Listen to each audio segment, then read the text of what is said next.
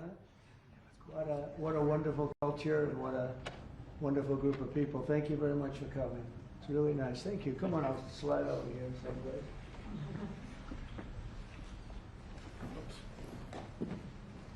For the media, I will tell you, this is a serious group of people.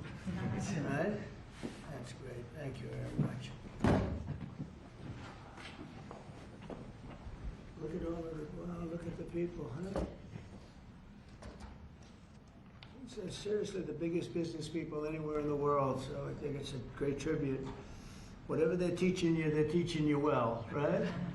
Thank you very much. You're welcome to the White House as we celebrate Diwali, because they said there has to be a very heavy emphasis on the V, Diwali, the beautiful Hindu festival of lights, and that's what it is. It's a great festival and it's amazing people.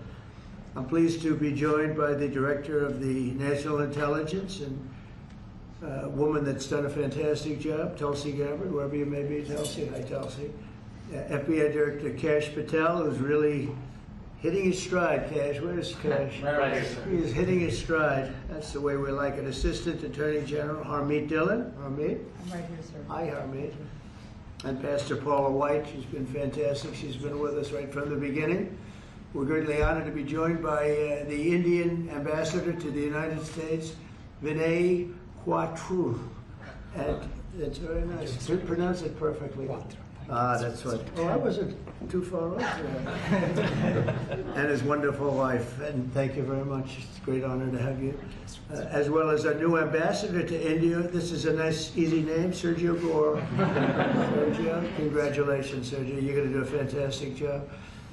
And thanks as well to incredible Indian American business leaders, the biggest in the world, really. If you look at these companies, what they've done, the biggest in the world. CEO of IBM, Arvind Krishna, and Arvind, congratulations. I know you're working hard on a couple of jobs that I'm watching, and good luck with them, right? Yes. Good luck. It's amazing what you've done.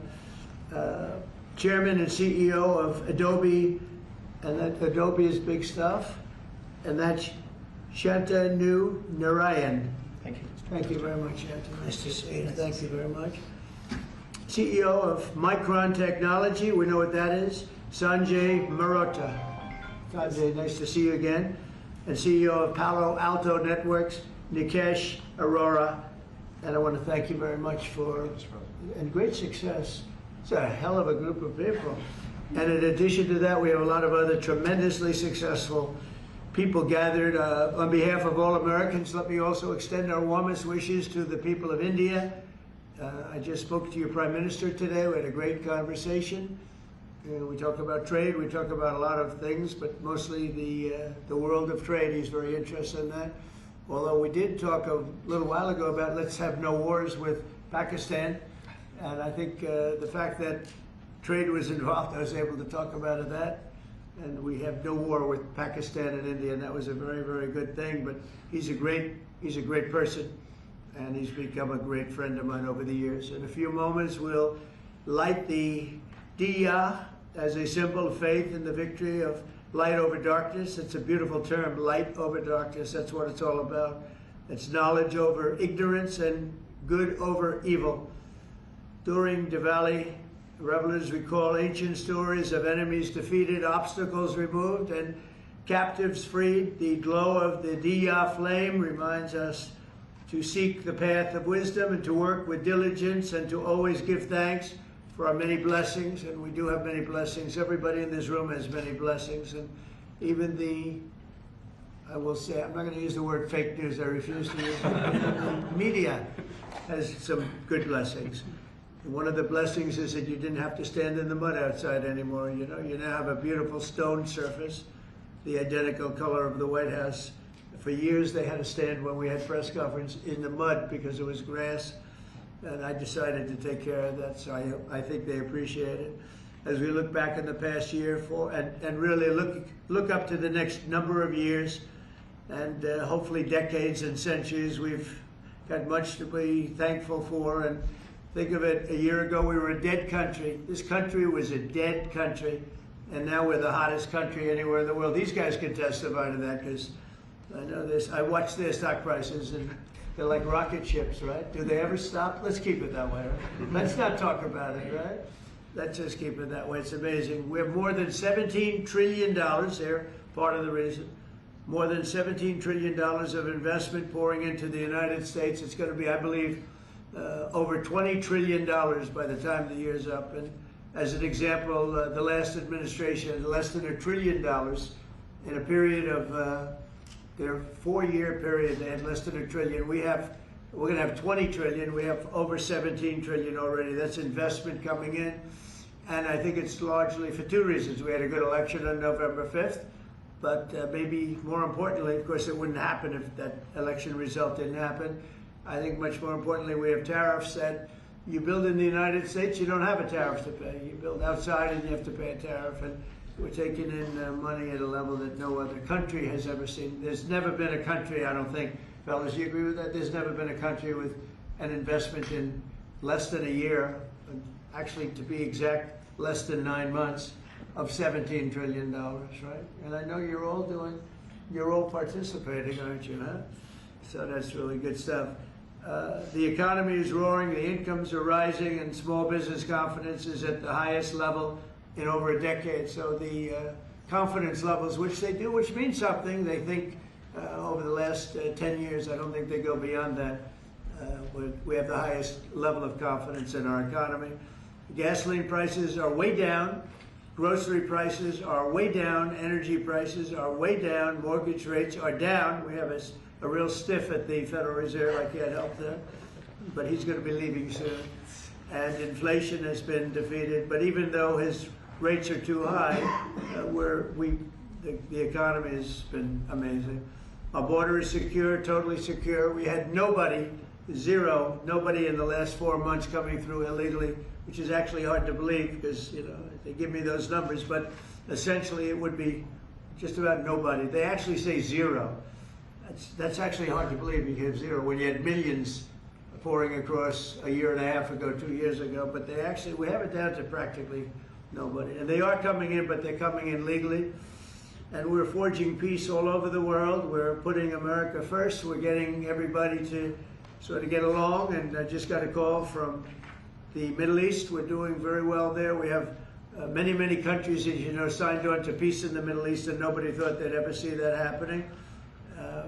The Hamas situation, where they're pretty violent people, I would say, that we could put that out in 2 minutes. We're giving them a chance. You know, they agreed that they'd be very good, very straight. They wouldn't be killing people, and they have killed people. That wasn't the deal we made, but if they don't honor the deal, they'll be taken care of very quickly, but I'd rather not have to do that. But we have total peace in the Middle East. We have levels of friendship with everybody, and every countries that hated each other now love each other. Nobody ever saw anything like it. I think you guys are pretty surprised over here, right? You're surprised, but a lot of people are surprised. Are you guys surprised? Peace in the Middle East. You've been hearing about it for as long as you've been alive, and it's been a lot longer than that. You're still pretty young, but we have peace in the Middle East, and so as we light the Diya, we look forward to a new year and a greater peace and a greater everything for all of us, and we want tremendous success, tremendous health. We're doing a lot of things in the world of health, and the autism situation is just crazy when you think of it. And you go back 20 years, it was 1 in 20,000, and now it's 1 in 12. Is that hard to believe? When I hear that number, it's not even believable. And we think we're onto it. Bobby is doing a great job, and Dr. Oz, all of them, they're really working hard. Nobody's ever seen anything like that, and it's been a very important factor for me. I just say you got to focus on that. We think we have a lot of the answers. We've announced a lot of the answers, actually, but we're looking at many things. We've made tremendous progress, and maybe the thing we've done the best on is prices for our drugs. We have favored nations now, where other nations, as you know, were paying a small fraction of what we were paying. And this was, for many, many years, this was happening. This was set up 30 years ago, where we were paying 10 times more, 12 times more, 5 times more always tremendous numbers more. And I said, we're not doing that anymore. And the drug companies have agreed and the countries have agreed. Now, if I didn't have tariffs, I wouldn't have been able to get it. I said, well, if you don't agree, we're going to charge you tariffs for more than the equivalent amount. And amazingly, everybody agreed. So our drug prices are going to be coming down 100%, 200%, 300, 400, 500% in some cases. A bill that cost $10 in London would cost $120 in, think of it, $120 in New York or any place in this country. A drug that cost $86 in Berlin cost $1,300 in New York and throughout the United States. So we're not doing that anymore. So we're just not doing it anymore. So I just want to, and I think that's going to be huge for our anything, Medicaid, Medicare, Social Security, anything having to do with health, because the drug prices are going to be coming down. And I tell the story of my last administration, my 4th year. I was so honored because I brought drug prices down. The first time in 28 years, prices were brought down by a certain amount. I'll tell you what the amount was in a second, but by a certain amount. And so at the beginning of the year to the end of the year, I actually brought them down. First time in 28 years that happened. And the number was 1/8 of 1%. That's all I said. But I was proud because first time it ever happened. And now I'm bringing prices down 600%, 700%, 900%, 200%. So I can't believe I actually had a news conference to celebrate 1/8 and 1/4 of 1%. But that was, you learned, right? So we're doing, and you guys know more about favored nations than anybody. So we're going favored nations, we're demanding it, and we've got it. And as you know, we had Pfizer, we had the big companies, they were all agreed or close to agreeing, but the countries have agreed to. Actually, the countries would be generally more difficult. If we didn't have the power of tariffs, they wouldn't have agreed. They would have said, nope, you got to pay 10 times more than we're paying. We were paying 10 and 12 times more than other countries for the exact same pill made in the exact same lab or factory. So it's an amazing thing. I think it's an absolute game changer. Nobody's ever even heard of a thing like that. And you'll see the results over the next year, year and a half, and I think it's great. So I'd like to ask a person who's really been fantastic. We'll ask a few of the people to say a few words. You're on international television, so don't get nervous. Cash, would you say a few words, please? You've done a fantastic job. Well, thank you, Mr. President. It's an honor to be a first-generation Indian American whose parents lawfully immigrated to this country, and under your leadership, so many more millions of Americans are living that dream. And to celebrate it here in the Oval Office on Diwali, which you said, rightfully so, is a triumph of good over evil. It's just an incredible honor. It's incredibly humbling. Indian Americans around the world and Indians around the world are thrilled that you are such a profound leader in sharing this diversity with the world, and we can't thank you enough, and happy Diwali. Great. Well, thank you. Congratulations on everything. And how about a great company, IBM? He's taken this company from, it was a little troubled, as I remember, a few years ago, like 10 years ago, to being one of the hottest companies anywhere in the world. Arvind, could you say a few words? Thank you, Mr. President.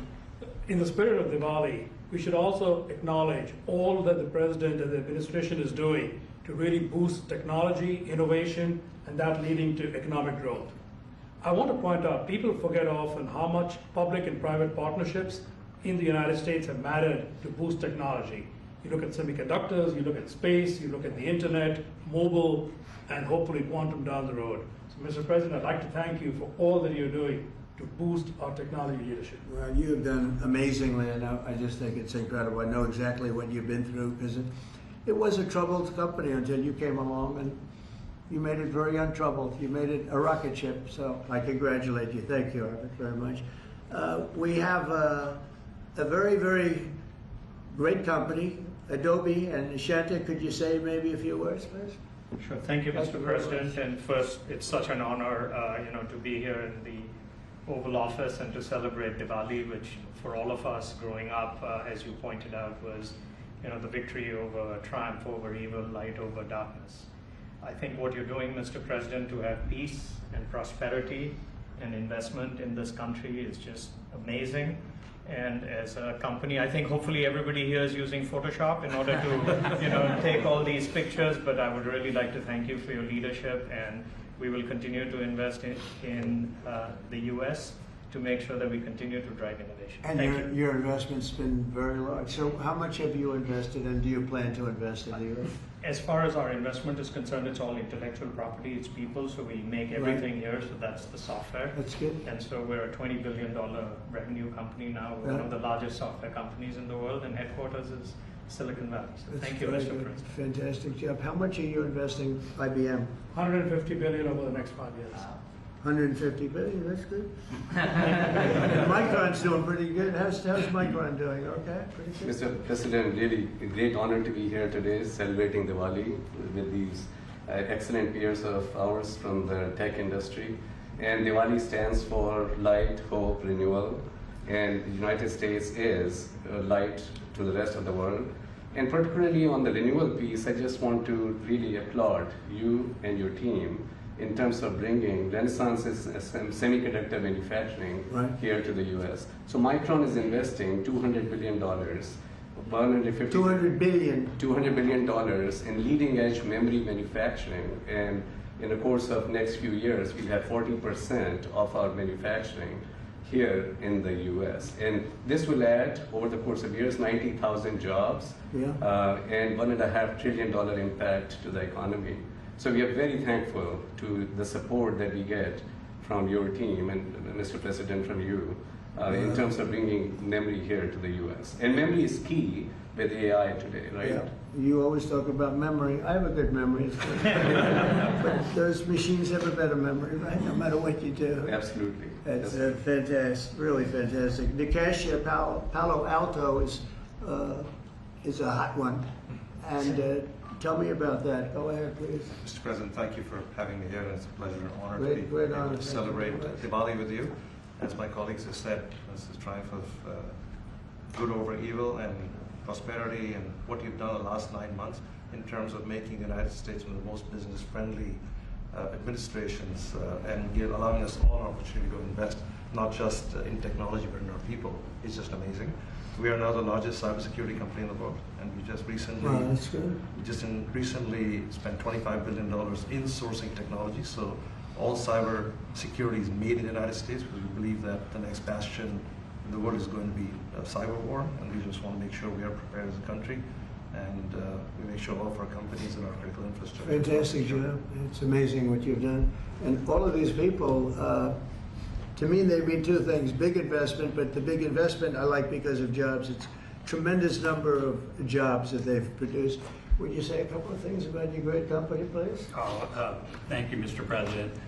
I'm with Stone Point Capital, private equity, which I'm sure you know, and we just raised a new $11.5 billion fund, and we obviously invest very heavily in financial services technology, and so it's actually an honor to be here in the Oval Office with you, and as a fellow Wingfoot member too, I've always it's always a pleasure to be with you, and I got to tell you, you're the best president that I've ever seen, and we're so proud of you. Thank you very much. I'm glad I asked him to say that. Would you like to say something about the great job you're doing? Right here? Anybody back here? These are all incredible people that everybody looks, in the business world, everybody looks up to them. Please, go ahead. Would you like to say something? Thank you for your leadership. Thank you for your leadership. I love that. I love this. I didn't ask him. I'm running a tech business for 21 years. We build products on AI and machine learning. Thank you, Mr. President. And it's going great, right? Yes. Good. How about over here? We have some very unshy people. Harmeet, how about saying a few words? Well, thank you, Mr. President. It's a tremendous honor to have supported you 3 times and been part of your administration. And on this day of Diwali, I say on behalf of the United States Department of Justice that the message of the triumph of good over evil and knowledge over ignorance and justice over injustice is something that your administration is personifying, and it's a tremendous honor to be part of it, and thank you very much for including us here today. Good, and you're at the DOJ and doing a fantastic job. Thank you, sir. That's great. She's doing a good job, Cash, right? She's doing And outstanding. Tulsi, we know, is doing a good job. What do you think, Tulsi? Yes, sir. Thank you very much. You are doing today what you have done throughout your time in service, is bringing people together from all across the country and all different backgrounds. And this day is, of course, very special to so many of us, because while it is the celebration of hope and light and renewal, we can never forget that the source of that hope, light, and renewal comes from God's love for every single one of us. And so today we celebrate God, His love, and the blessings that He has shared with all of us. Oh, fantastic. Thank you all very much. Anybody like to say anything? Or would you like to say something, please? Mr. President, let me start first of all by expressing a deep sense of gratitude for opening up White House, Oval Office, your home, to mark Diwali. It's a festival of lights which is celebrated by over 1/5 of humanity. And as Cash said, you are showcasing the strength of diversity through this celebration. So it's truly a great honor, and thank you very much for that.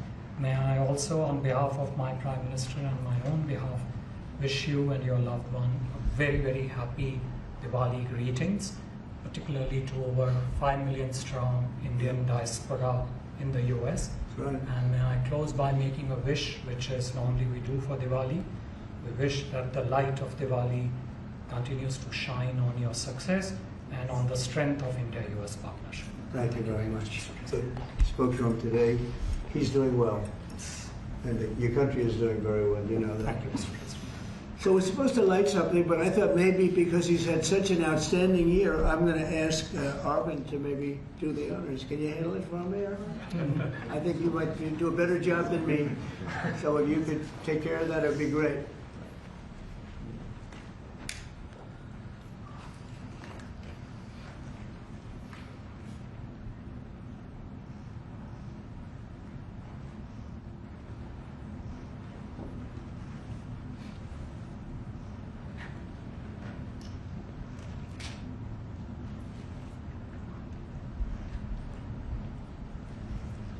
Well, he's done a good job. I didn't know you were supposed to do that. I'm glad I asked him.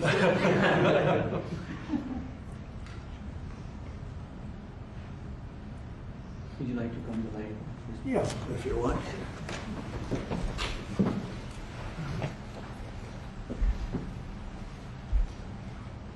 Okay.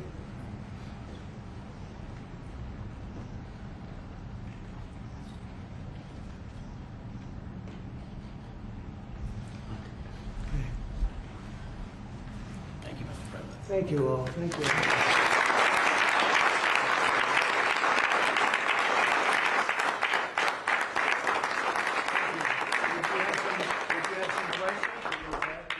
Mr. President, the meeting with Vladimir Putin is canceled or put on hold. Do you know what happened there, and does that affect your decision whether or not to send Tomahawks? to Ukraine? No, I don't want to have a wasted meeting. I don't want to have a waste of time, so I'll see what happens. But we did all of these great deals, great peace deals. They're all peace deals, agreements, solid agreements, every one of them. But this one, and I said, go to the line of battle, the battlefield lines, and you pull back and you go home, and everybody take some time off, because you got two countries that are killing each other.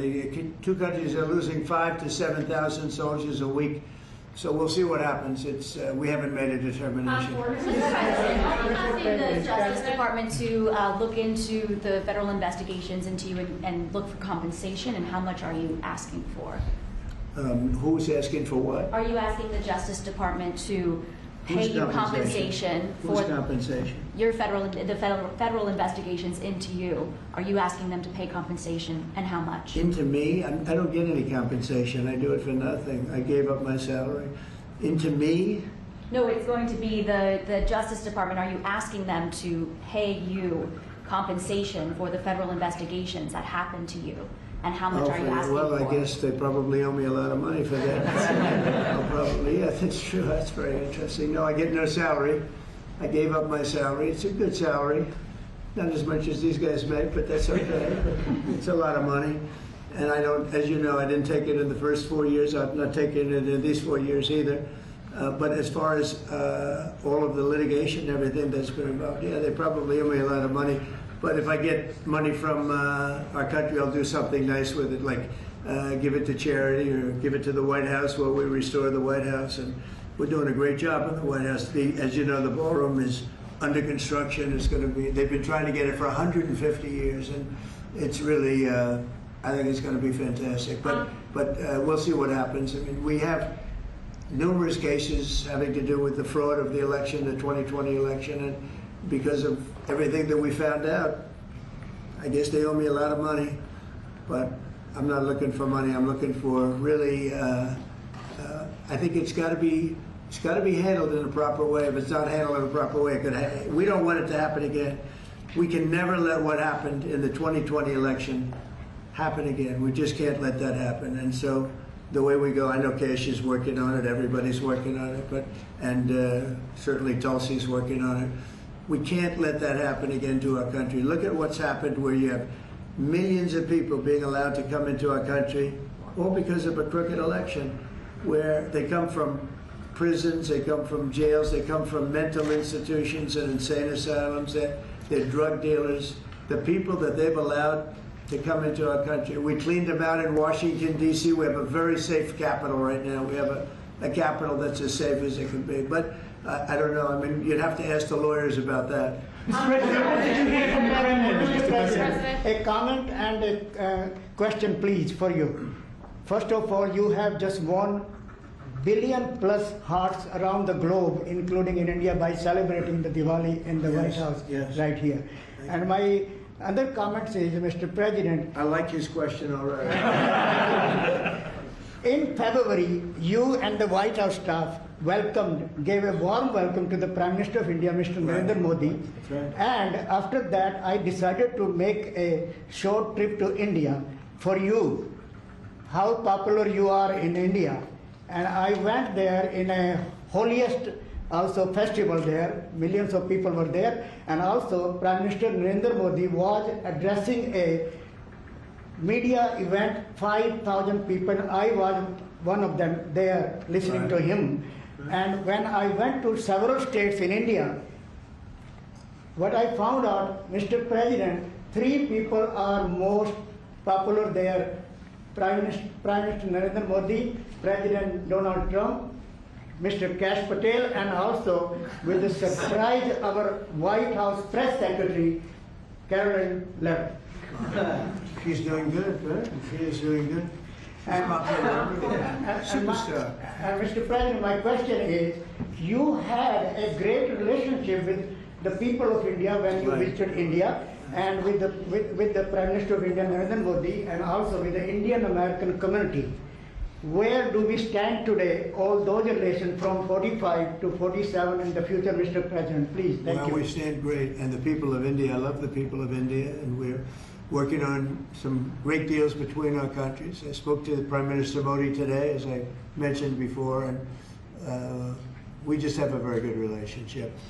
And he's not going to buy much oil from Russia. He wants to see that war end as much as I do. He wants to see the war end with Russia, Ukraine. And as you know, they're not going to be buying too much oil. So they've cut it way back, and they're continuing to cut it way back. Mr. President, Mr. President, Yeah, please. An appeals court recently ruled that you can send the National Guard into Yeah. Oregon. Do you feel unfettered to send the National Guard into whatever city you want now? Well, I guess so. That was the decision. I can send the National Guard if I see problems. I looked at Portland over the weekend. The place is burning down, just burning down. We weren't there. We didn't spend much time there because we were waiting for that decision. But the court, probably maybe that influenced the court. But you look at a place like Portland, it's ridiculous when they say that there's no problem. The place was on fire over the weekend. But we won the case in Court of Appeals. I think it was the Ninth Circuit, so that's pretty good. And a very strong opinion that we have the right to use the National Guard. You would think that would be common sense. We have the right to use the National Guard to put out trouble. Well, that's how I got elected. one of the reasons I got elected. Yes. Mr. President, what changed your mind after talking to Vladimir Putin between then and now? Why did you think that a Budapest summit might be wasted time? Well, I didn't say anything. I didn't say it would, and you never know what's going to happen. But a lot of things are happening on that front, on the war front with Ukraine and Russia. And we'll be notifying you over the next 2 days as to what we're doing. Did you hear a lot of things are happening. Did you hear something from the president? Get it solved. Yeah, please. Mr. President, on Ukraine, do you still see a chance for a ceasefire? And what is Putin asking for? Do you still see a chance for a ceasefire? And what is Putin asking for?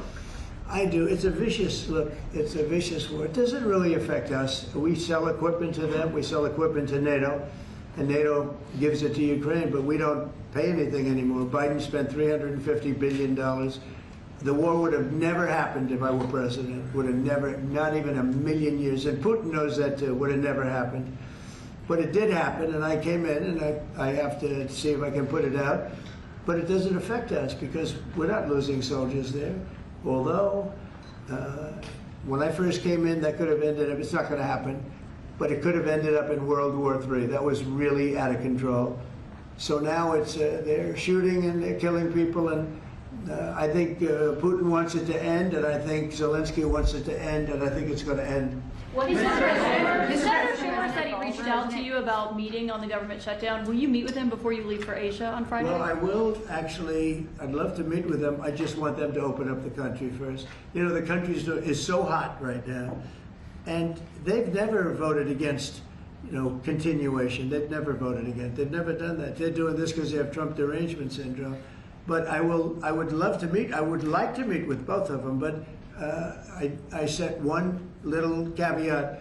I will only meet if they let the country open. They have to let the country open. The people want to go back to work. They want to be served. They need the services of some people, and a lot of people need the money, the payroll. So I'll do it as soon as they open up the country. I'd like to meet. So you won't meet with them until the government. Just to be clear, you won't meet with them until the government's open. The government has to be open, yeah. Mr. President. You know how long it would take for them to do that? Just say, okay, government's open. That's it. There is nothing. How long They're do you not think this could negotiating. go? What they're doing is saying they lost the negotiation, and when we got the great big beautiful deal done, they lost that negotiation. Now they're saying, well, we want to get some of the things we lost. But the problem is the things they lost are very bad for our country. We don't want to have people come over from all over the world, from prisons and all, and have them have their health care paid for. We want to take care of people that are American citizens and all. So they want $1.5 trillion of money to be wasted and jeopardize the health care of other people. We're not going to do that. So I would love to meet with them. We want the country open first. Mr. President, a new poll shows that if Curtis Sliwa dropped out of the New York mayoral race, then Andrew Cuomo would only trail Mamdani by 4 points. Would you call Curtis Sliwa to drop out of the race so that can happen? Well, I looked at the polls, and looks like we're going to have a communist as the mayor of New York. It'll be very interesting. But here's the good news. He's got to go through the White House. Everything goes through the White House, at least this White House it does. And we'll have to see what happens. But if he dropped out, he's not going to win. And not looking too good for Cuomo either. But maybe, I don't know, if he dropped out, maybe Cuomo would have a little bit of a chance, but not much. Because it looks like the lead it's not a great lead, but it's big enough that he should be able to win. So, I don't know that I want to get involved. It's really a question of, would I rather have a Democrat or a communist? And I would rather have a Democrat than a communist. Will you meet with Mamdani if he wins? Yeah, I'll speak to him. Mr. President, I have an obligation to speak to him, but look, I love New York. I've always loved New York. I just can't believe a thing like this is happening. I left New York, and we had a mayor, de Blasio, who was a disaster. But when I left, it was sort of before he could really take hold. And boy, New York was a hot city, and now it's sad to see what's happening, frankly. And with the communists in charge, look, you just go back 1,000 years. I mean, it's been done many times, 1,000 years. It's never worked once, so it's not going to work now either. On your Mr. President, you're building You're building your ballroom right now. They're also building the Obama Presidential Library. I'm wondering if you've He seen. needs help. Have you seen pictures of the architecture and Yeah, what do I you think did. of it? It's not too pretty. No, but it's closed. It's stopped. They ran out of money. I mean, he's building a library / museum. You know, you call it some museum, and usually they call it library and museum. That's the official name. And they're stuck. And he wanted only women and DEI to build it. Well, that's what they got. And the construction workers are standing out there and saying, we want to be able to build it. You know, I built a great building in Chicago, as you know, a big, beautiful building, one of the tallest buildings in the country. And we got it built very quickly, very well. And we used the construction workers of Chicago. They're great workers. They're great construction people. And I suggested he get them involved, but they're hundreds of millions of dollars over budget, and I think it stopped. I'm reading these terrible stories, but that's the way our country was run under President Obama too. Nobody knew it. Mr. President. Thank you, Mr. President. Russia remains China's top crude oil supplier in September. Are you considering tariffs on China? Well, I mean, you read the same papers as I do, but I don't have to read the papers because I'm the one. Right now, as of November 1st, China will have about 155% tariff put on it. And I don't think it's sustainable for them, so I want to be nice to China. But China's been very rough with us over the years because we had presidents that weren't smart from a business standpoint. Some were good politicians, some weren't even good politicians, but they allowed China to take advantage of us and every other country to take advantage of us. If you see, I made a deal with the European Union. I made a deal with Japan, with South Korea. Made a lot of these deals that are great deals, and I was able to do it. It's really national security. I was able to do it because of tariffs. And we're getting hundreds of billions, even trillions of dollars paid into the United States. We're a very rich country again. We'll start paying off debt. We'll do a lot of things. We'll probably make a distribution out of some of the tariff money. I think we're going to make a distribution over the next fairly short period of time to people because we took in so much money from the tariffs. Just European Union, $650 billion. Japan, $550 billion. South Korea, $350 billion. That's even a lot of money for you guys, right? That's not bad, right? But no, we're taking in a lot of money, and it keeps people like this here because that's why they're coming in. I mean, you wouldn't be, I mean, I'm not going to speak for you, but generally they won't be coming in if it weren't for tariffs. They come in here and they don't have to pay any tariff. If they do it outside, they pay a lot of money, a lot of tariffs. The money comes to us. And in order not to pay the tariff, they come and they build here. That's why we have more plants under construction than we've ever had in the history of our country. And you wouldn't think it's complicated, but you would have thought somebody would have done this a long time ago, sitting in this beautiful seat behind what's called the Resolute desk. You know that, right? This is a very famous. This is even more famous than any of your desks. But your desks are good. Your desks are very good. Can I follow up on her question to you? Because the New York Times is reporting that your legal team is seeking $230 million from your own Justice Department now in response to the investigations into you. It could be. Is that something you want your legal team to do? I don't know what the numbers are. I don't even talk to them about it. All I know is that they would owe me a lot of money, but I'm not looking for money. I'd give it to charity or something. I would give it to charity, any money. But look, what they did, they rigged the election. And as you know, we had, in one case, 60 Minutes had to pay us a lot of money. George Slobodanopoulos had to pay us a lot of money, and they already paid. You know, they paid me a lot of money because what they did was wrong. And, you know, when somebody does what's wrong. Now, with the country, it's interesting because I'm the one that makes the decision, right? And, you know, that decision would have to go across my desk. And it's awfully strange to make a decision where I'm paying myself. In other words, did you ever have one of those cases where you have to decide how much you're paying yourself in damages? But I was damaged very greatly. And any money that I would get, I would give to charity. Thank you, Mr. President. Yeah, please, go ahead. Is the Democrat Party now more Zohran Mamdani's party than it is even Leader Schumer's or Leader Probably Jeffries? is, yeah. Look, it's mean, maybe he'll run for president in 4 years. You have a communist president. That would be interesting, right? I don't see it happening. You know, I've always said you will never see, and I always talked about socialism, and you will never see a socialist so-and-so. And I was right. I'd say it in speeches, we will not have socialism in our country. And I was right. Communism, yes, but socialism. In other words, they skipped socialism and they went down to communism. No, he's a communist, and he's going to be maybe the mayor of New York. I don't know, maybe, you know, polls are wrong, but these polls seem to be pretty consistent. But he would be, I would say he would be the leader of the party. It's not Schumer. Schumer's shot. He's shot. This poor guy, I feel sorry for him. I've known him for a long time, but he's I think he's mentally gone. He's been beat up by young, radical lunatics. And I think Chuck Schumer is, he's gonzo. I really do. I think he's probably not going to run. It shows that he's losing in every poll. Now, this is hard. You know, he wants to meet with me. It's sort of hard to meet with a guy after I make a statement like that, but I'm just giving the facts. I think Chuck is probably finished. I know some people, Democrats, that would be good. Some good politicians and some, you know, reasonable people. But I understand that they would not have a chance of, you know, getting even the concept of holding the torch. They're not going to get it. But they have some people that I really believe they're low IQ people. They're stupid people. And they seem to be leading the party. So we'll see what happens. Look, the Republicans are strong. We have great leadership. We're very strong in every way, and we're going to keep it that way. But we are really a strong party. You know, our party's grown magnificently. We've gotten away. Look at all the union votes I got. Nobody thought that was ever possible. Look at the election where I won popular. I won everything. I won all 7 swing states.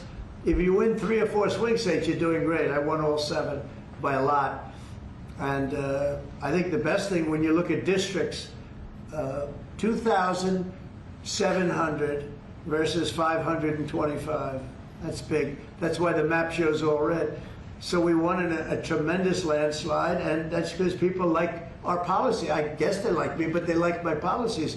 Strong borders, good education, low taxes. You know, in the great big beautiful bill, we got the biggest tax cut in history.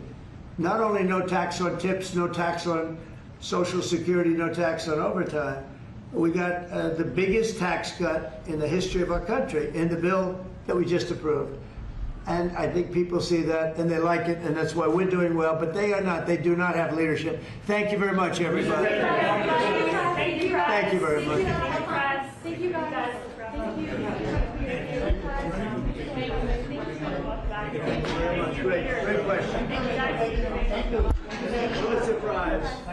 What the greatest retirement. Tell them. Okay, see this panel? Does everybody know?